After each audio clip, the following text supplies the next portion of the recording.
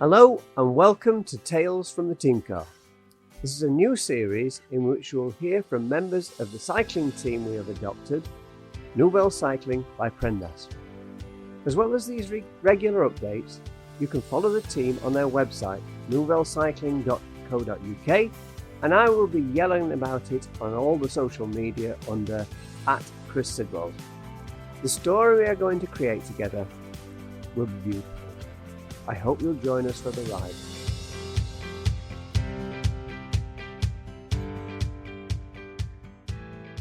Right, this is the first Tales from the Team Car. I'm going to be doing this regular, and we'll do it with some of the riders from the Nouvelle Cycling by Prendas team, our team. And I'm with the S, who's going to be featuring us. You'll come to know him a lot during the year. David Walters. Hi, David. Welcome to the Cycling Legends podcast. Hello again, Chris. Lovely to be on. Thanks for having me. I'm really excited about this team. There's a lot we want to tell people, and a lot. It's very important for both of us, I think, where we are in our lives. And it couldn't have had a better start because you've kicked off with a world title in one race, one world title with Danny Kahn last night. Tell us about that. Amazing, brilliant. Last night in Rio, I was driving all day yesterday, doing usual stuff, usual team manager stuff. This time, BS too, yeah. And I knew Danny was obviously qualifying heat yesterday lunchtime, and then the final. I got home just as the final was taking place, and got the news, won the gold. Her and Lizzie, and what an amazing start! Brilliant start. Couldn't be more happy for both of them. They've had a rough prep for it. Yeah. February wasn't good for either of them. Ill, all sorts, but they nailed it. And they're such a new pairing. 107. That's 107. I mean, neither of them are big, are they? Although Danny's, a former world junior sprint champion and 500 meters champion. You're going to talk about that time trial. She's a natural sprinter. But to do a 107, you've got to get a tandem up to 60 kilometers an hour in a lap. Yeah. The amount of watts you've got to do for that. 42 miles an hour. Yeah. That's quick. That's really quick. So, fair play to both of them. And Lizzie's a rookie. She's relatively new to this sport. Obviously, Danny's new to the tandem side of it. And the best in the world. What a brilliant way to start, and proud as punch. And chance of a pursuit title later on.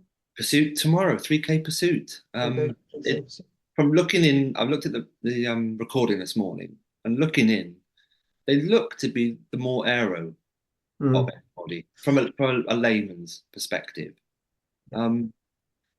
Confidence will be up. There's a huge amount in that. The heads will be in a great place. Let's see. And I know I saw Danny get off the bike yesterday. I know Danny well enough now to know that she really put a lot into that. I know her body language. Yeah. And she put a lot into that yesterday and delivered. Put a pair of them. Brilliant. Tell us about Danny Kahn, because she you say February was bad, but she's had she's one of those people who's probably not where they should be by now. No, I've known Danny for a few years now. Her career has zigzagged all over the place.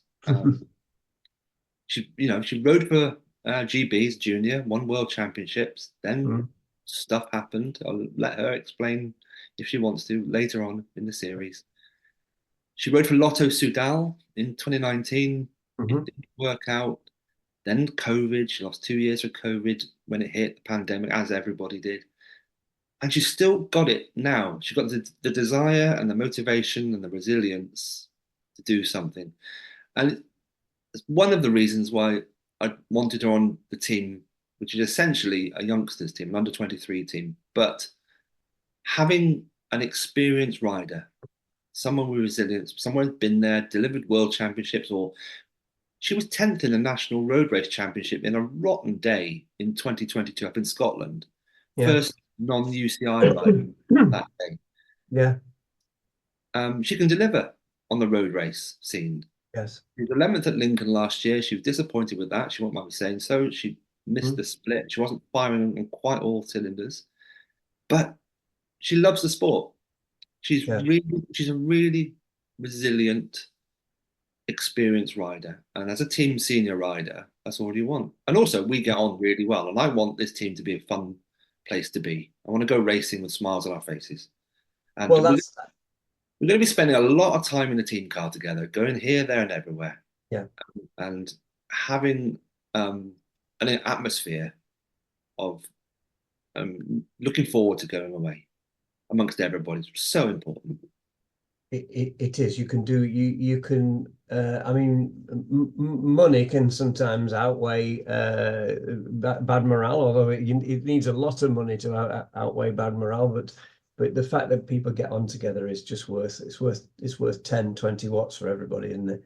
Well, you And go to that's your ethos behind putting this team together, isn't it? If you tell us your story, where this story starts, and how you got here with this team.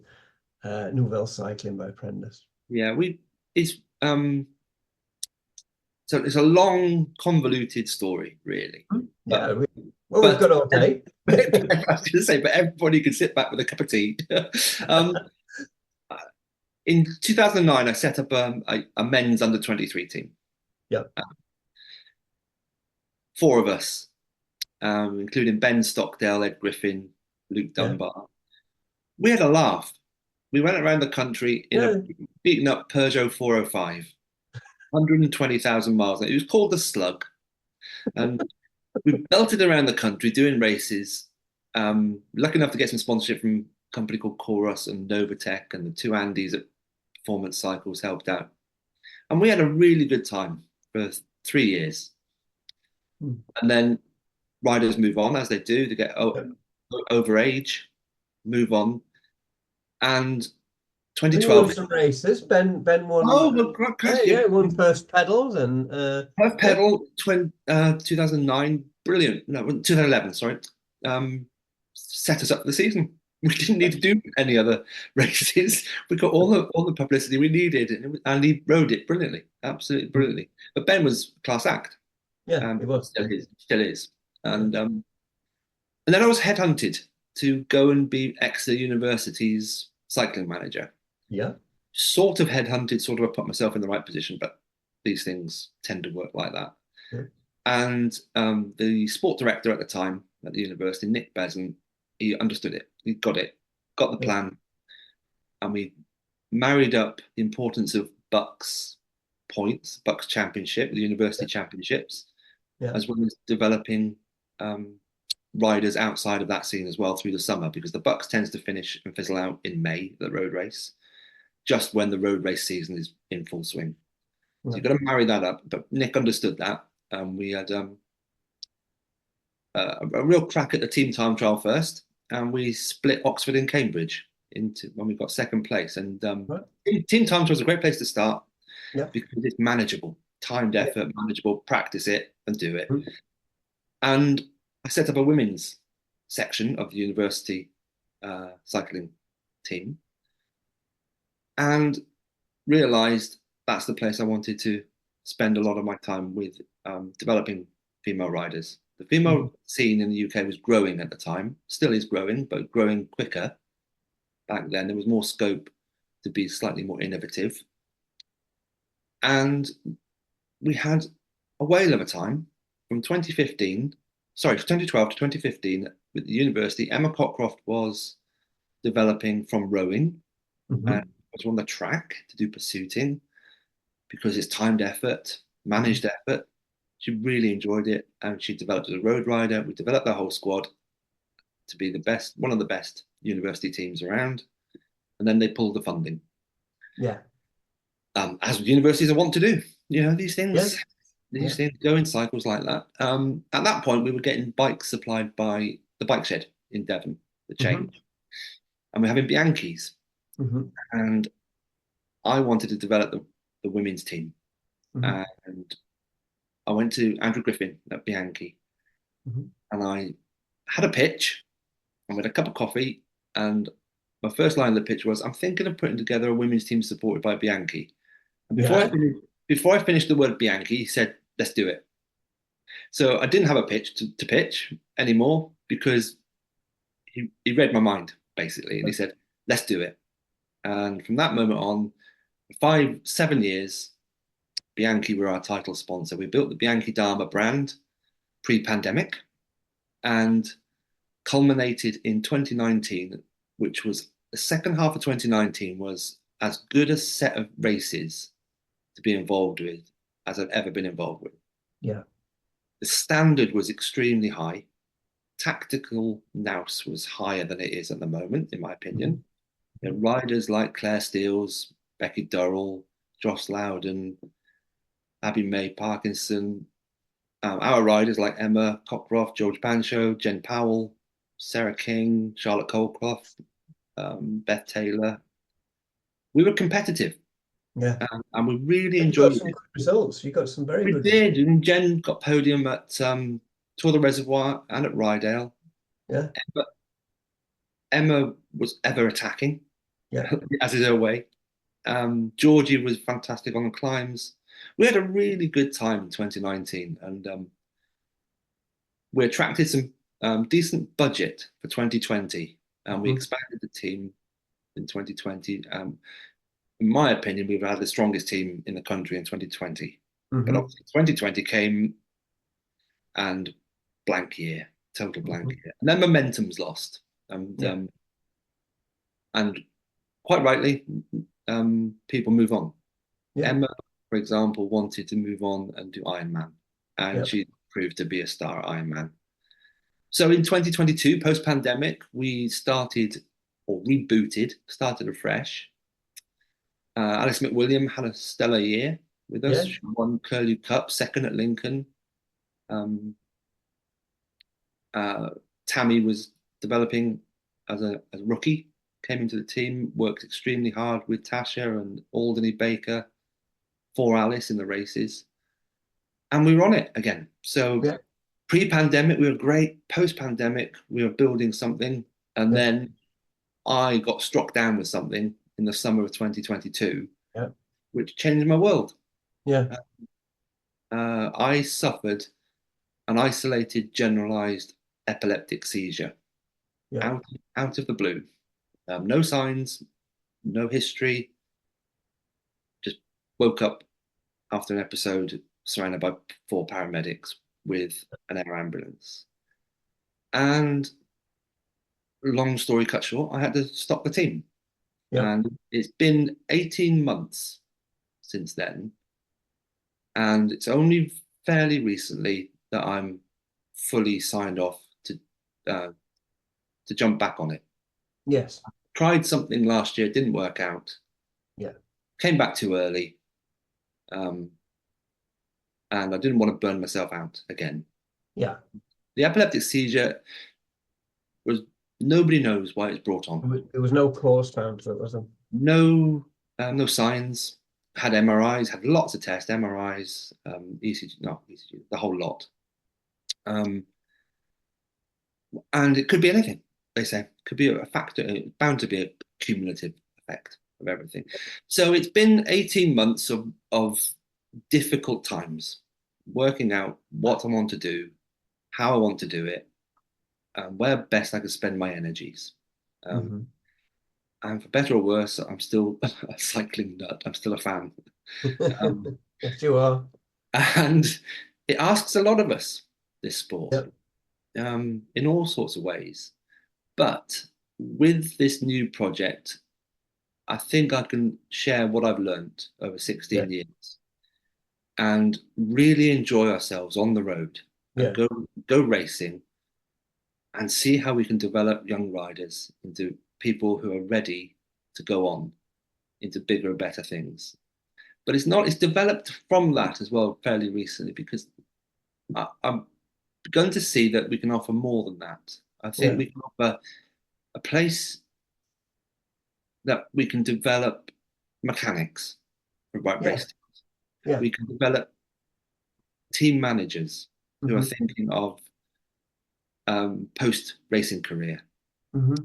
We can develop our PR and marketing offer to satisfy sponsor needs, demands, Yes. and wants. Yes. And essentially, I've got people around us now, like you and Caroline Stewart, mechanic, long-standing mechanic and friend and Yes. assistant to me, who understand me, who can see through a lot of stuff, and we want to just get on and do things properly, but with a light touch, and for the joy of doing That's something really well, and having people around that we can just rely on and who know the score, know what yeah. we're about, worth its weight, isn't it? It's just It, it, we can do this as a collective of backroom staff, people behind the scenes, the riders at the front end, sharing experiences, and people have bought into it, and I'm really proud of that. and I think it's the right place at the right time. I've just been saying this to another business this morning. Cycling is probably going to be a blueprint for the rest of the world, the rest of business. And I can see other businesses doing this. When you do something for the love of it, and when you're creative about telling the stories, like you get a sponsor. This is my belief. You get a sponsor and you just put it on the jersey and you win a lot of races. You know, US Postal, they won a lot of races, but they didn't tell US Postal's story, did they? That team. It was, in fact, it was a bad story in the end.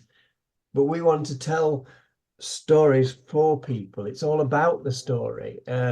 It's all about the theatre of cycling, and just doing something for the joy of doing it is what I personally feel the way forward in business as a whole now, because I think we're sick of the world as it's been.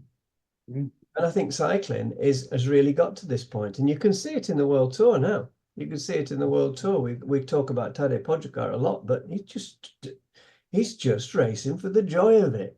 Well, the case in point is Lance Armstrong, isn't it? Very recently Yeah. saying, "Oh, I don't understand these riders. They're all hugging and kissing afterwards." And then you see Pogacar and Philipsen at the end of Milan San Remo, like a couple of brothers, been out for a bike ride. Um, Fierce rivals, want to win for the right reasons, and then have a beer afterwards. I want to do things properly, and we will do things properly. We've got a Yeah, good track record of doing that. you can be professional.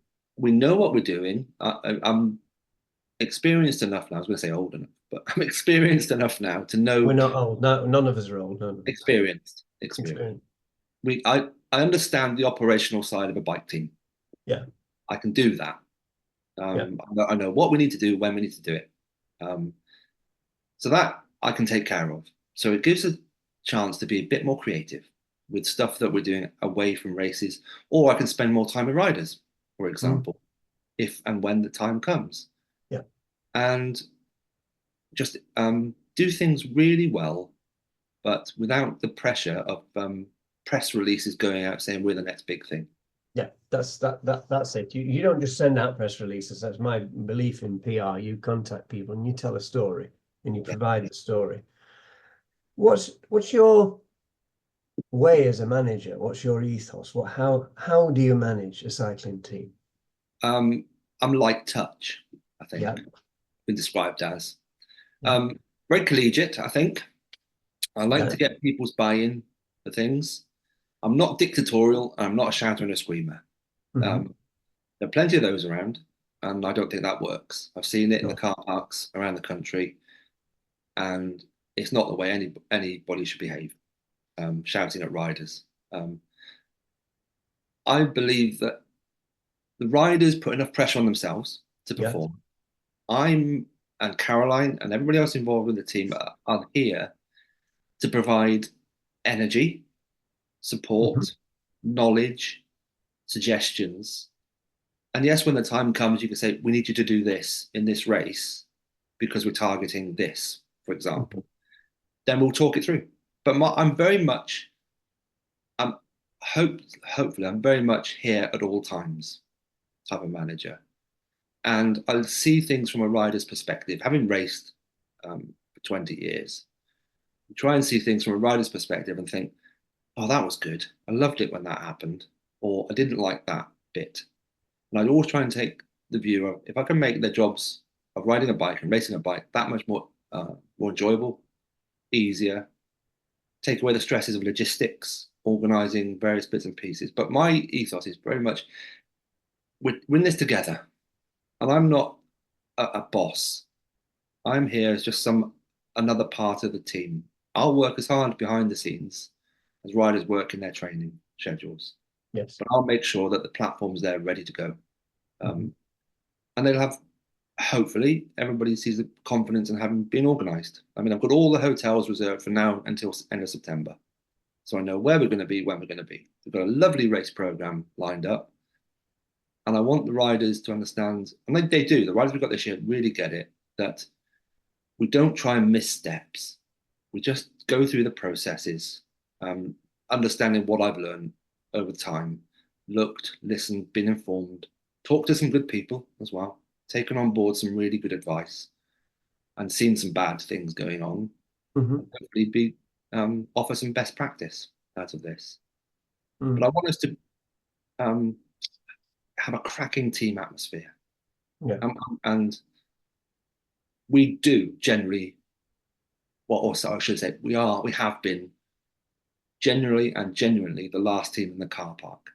Yeah, and that is a good sign. I always took that in my police career when I was in a more senior role, when I was first a sergeant, and then on if they wouldn't go home at the end of a shift, yeah, you've got it right. Do you change how you are with different riders? Do you really do you analyze the most extreme example of this was John Herity once talking about the Downing brothers when they were both in his team. He says, yeah, you have to change how you manage both of them. He says, because one needs flowers and a shoulder to cry on, the other one needs a slap every now and again. Yeah, no, you do. I mean, you can guess which one's which. We chat slightly differently to everybody, don't we, in life? I talk to Caroline, the mechanic, frequently about stuff in a different language, in effect, because we know each other so well. Yeah. I can talk to Danny, who I've known for years, in a different way as I could talk to a newcomer on the team. But that's really interesting because Danny and it's really important to have a connection, I think. Yes. When you're setting up something new, a connection, an intermediary between the old ways, as was with the team that I've run and Danny's been involved in, and this new setup. And that's one of the reasons why Danny's involved. There are many reasons, but that's one of them. But yes, I do. We talk to, I talk to sponsors differently than I talk to riders. I talk to you how slightly different, but essentially, we all buy into this same vision, a clarity of purpose. We're a race team. We want to progress people's careers. Yes. And I've said to the riders, if I have you for 6 months and you go on to bigger and better things, then my job is done. And that is your ethos. That's what Nugo is about. That's essentially what I want. And also, with if we take on an apprentice mechanic, as it were, yes, and they go on to a bigger and better team, fantastic job done. Caroline has done her job brilliantly. A team manager going on to be a DS somewhere else, onwards and upwards. And we're talking to someone at the moment who's going to do that with us this year, and thrilled that we are. So we can be a really nice collective. But the clarity of our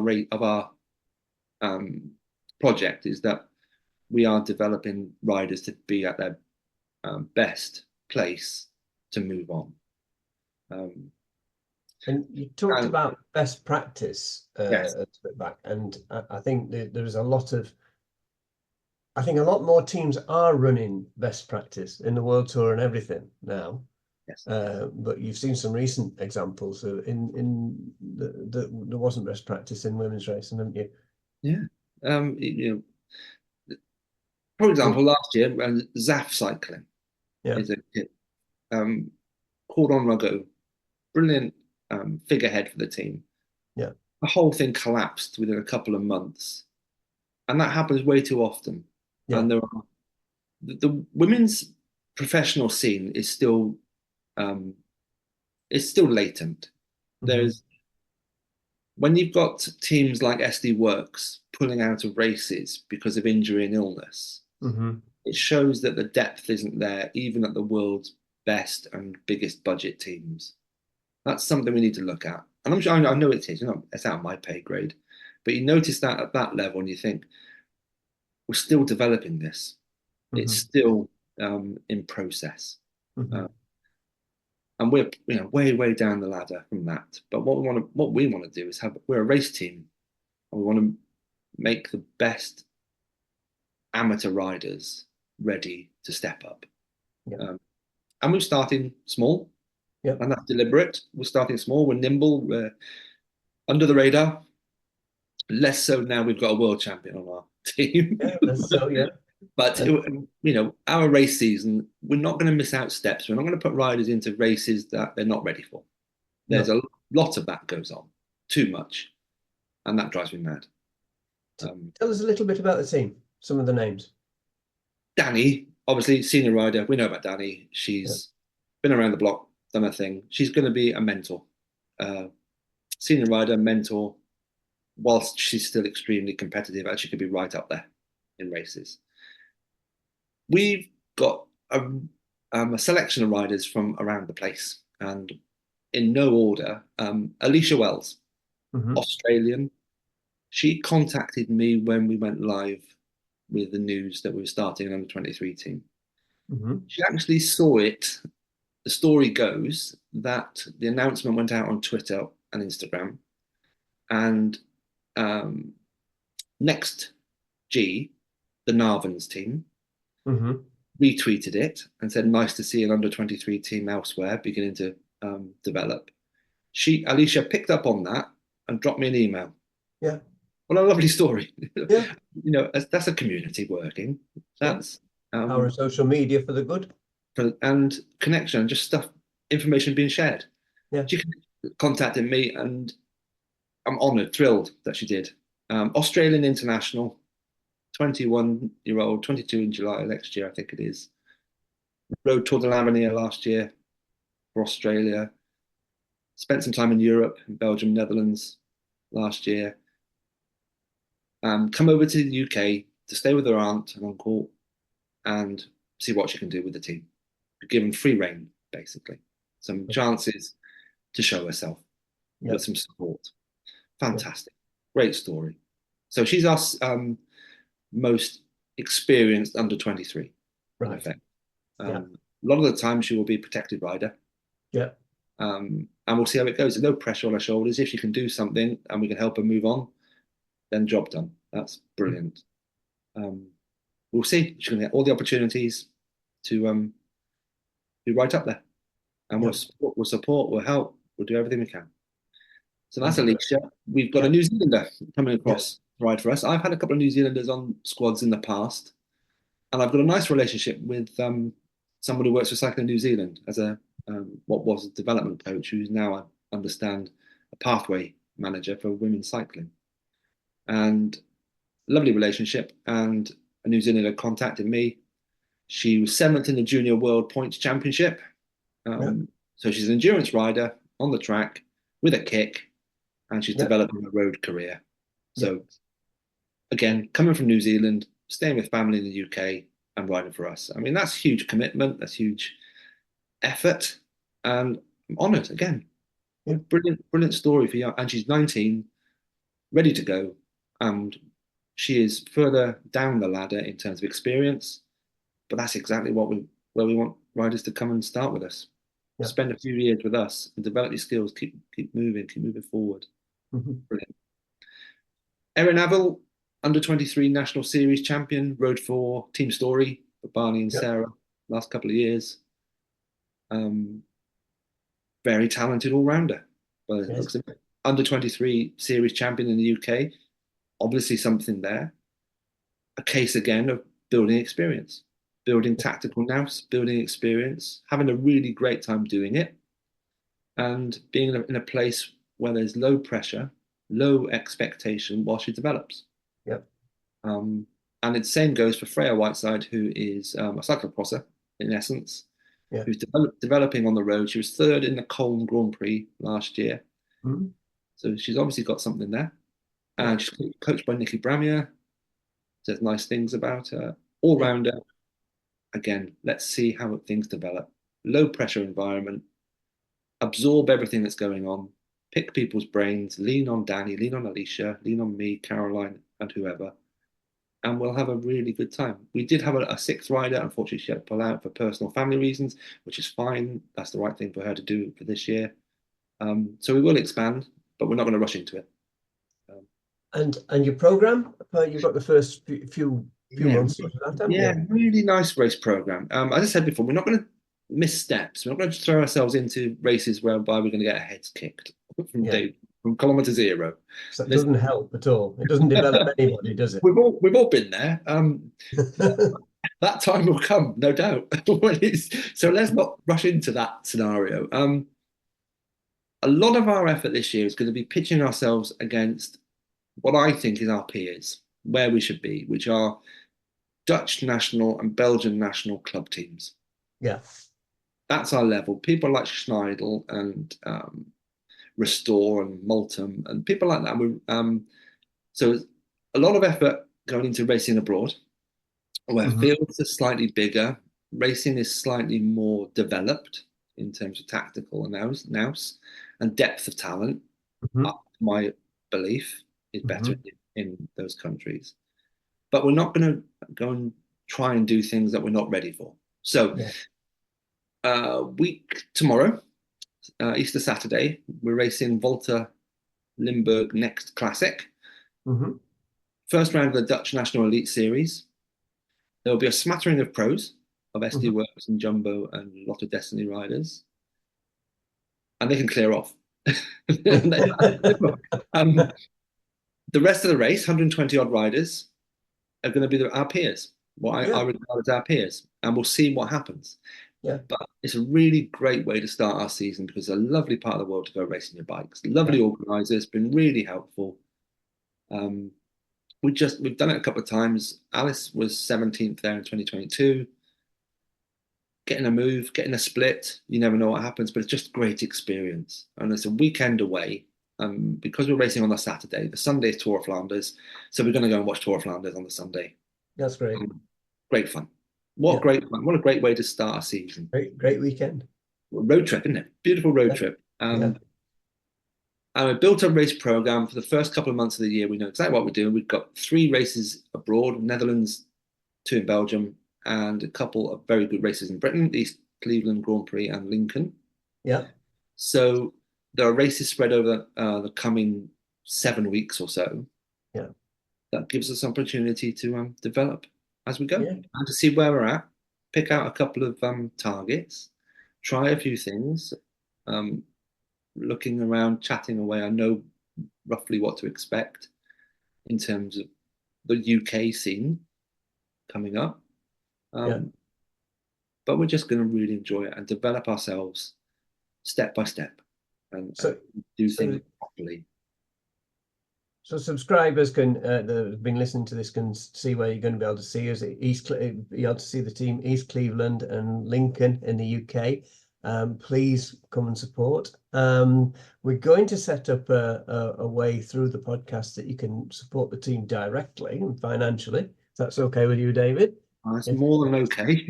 More than because money, we're all doing this thing because it's a thing of beauty, but you need money to make things work.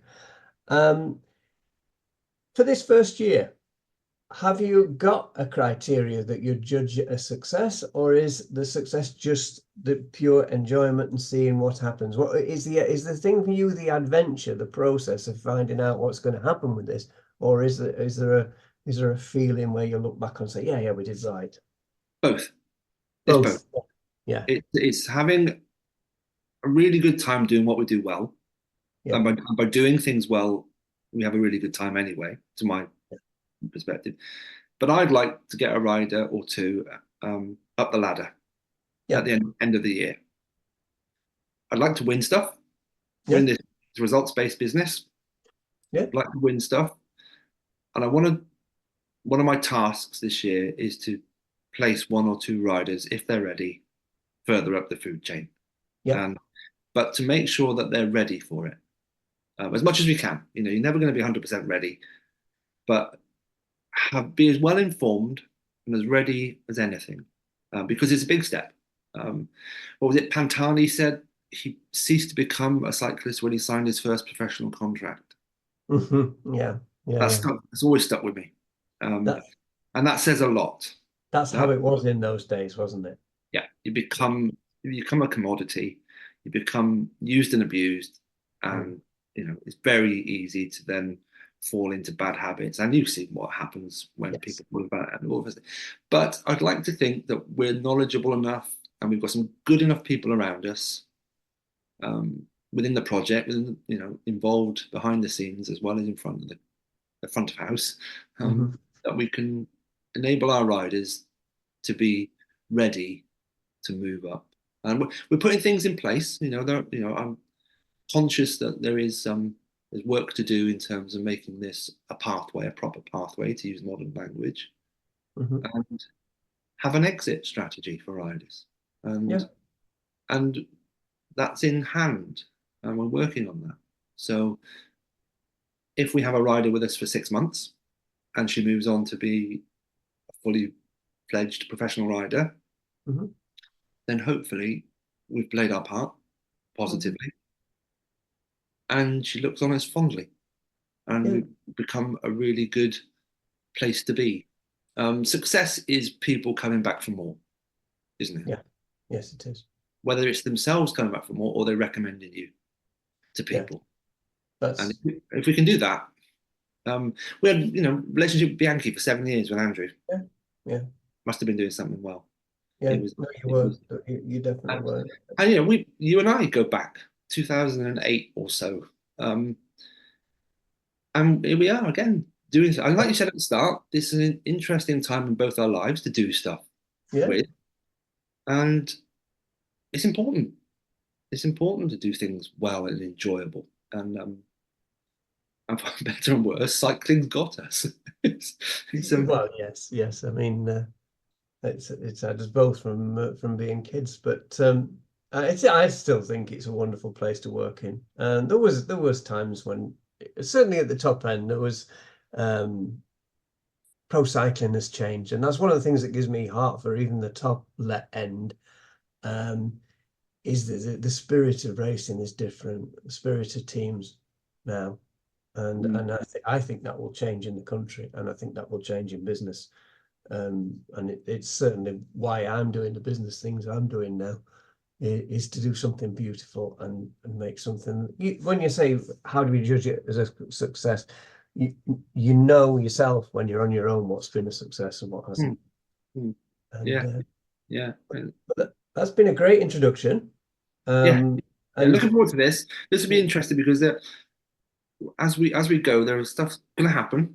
There's yeah, going to be interesting points along the way. yeah. Um, We want to telling take all our listeners along with this ride. We want you to the feel story. Yeah, you're telling the part of the story. team as well. And we're going to have riders on, and we'll try that podcast from the team car that we did last year in Lincoln because it Mm. worked. And I'll not bring you bad luck this time. We'll try and do one where you win. It's just going to be really interesting. The race scene is fluid.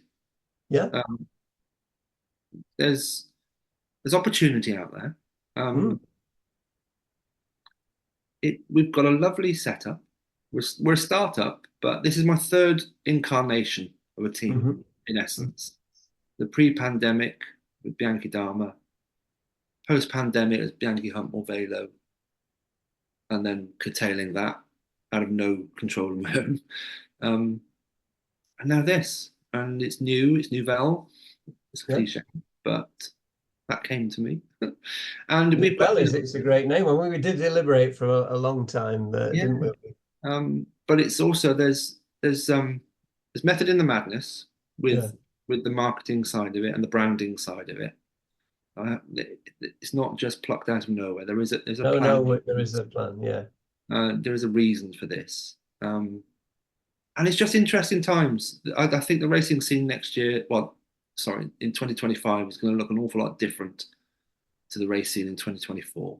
Mhm. Uh, there's lots happening. There's a big shake-up currently afoot in the cycling business world.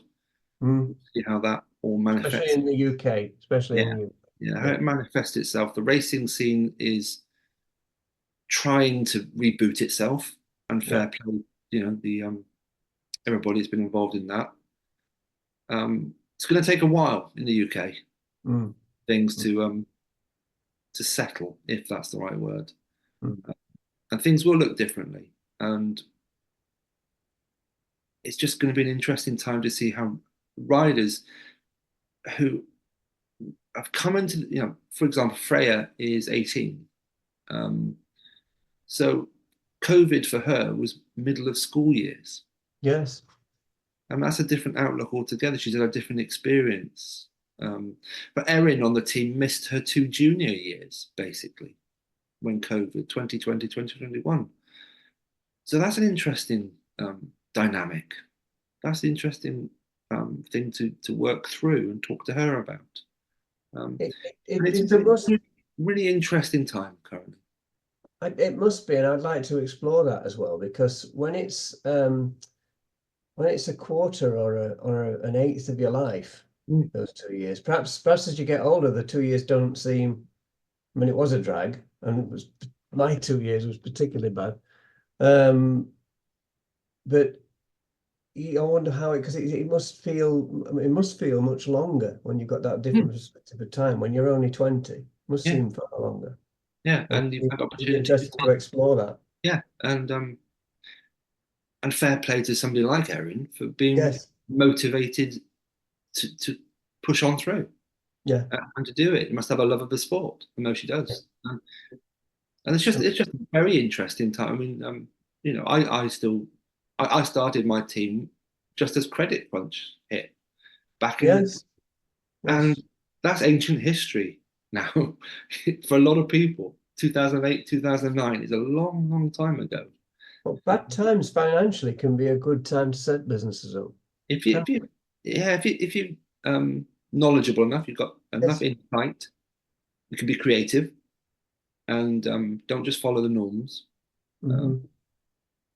and do things well. Just try and do things well, and not try and cut corners, and not try and pull the wool over people's eyes. There's plenty of that going on, and has done in life, in sport, and all the rest of it. I've seen it in cycling, where people don't stand by their promises. Oh, cycling's notorious for, isn't it? It's broken teams and broken promises, and so it's a case of let's just do things well, do things really well, use what we know. How best can I spend my time? How best can you spend your time involved with the team? How best can Caroline? We've got a sports psychologist involved in the project as well, Dr. Laura Carey. It's going to be good to talk to her as well. We can. Brilliant. And thrilled to have Laura involved. The reason she got to know us is that she bought a Bianchi off me. Yeah. Back in the day. She's a fan. She wants to be involved with the project, wants to help. And it's not just about helping when things are broken. It's helping from day one almost. Let's build relationships with people that can help, genuinely help, and generally want to help as well. We all want to put the effort in. Yeah, no, we all want to. It's a beautiful project, and we all want to make it succeed. Yeah. Which is a good place to end the first Tales from the Team Car. Well, we're coming back regularly. We'll start. You start with Danny Kahn, and then start with a world champion. Not bad, is it? It's not bad. It's not bad. Race 1-1-1.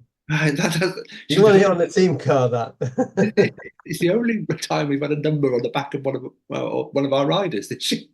And, so far, the first race is a world championship, and she won it, and you can't get a start. And in the Rio Olympic Velodrome, that's a life chance thing anyway. Going to Rio, yeah. For good and bad. But the wonderful thing is that won't be the high point. High point is, I mean, it's a huge achievement. Yeah. But because there's going to be joy in the process in this team. Yeah. It's process thinking rather than outcome thinking, because you're going to enjoy the big thing pushing it is enjoyment, is shared experience. And because they're doing that, every day in it is a triumph. And with a clear aim. Something to do with a clear aim of getting rid of them, which is a really strange way of building a team. Yeah, our aim is to lose riders. Lose them all. Lose them all. Yeah.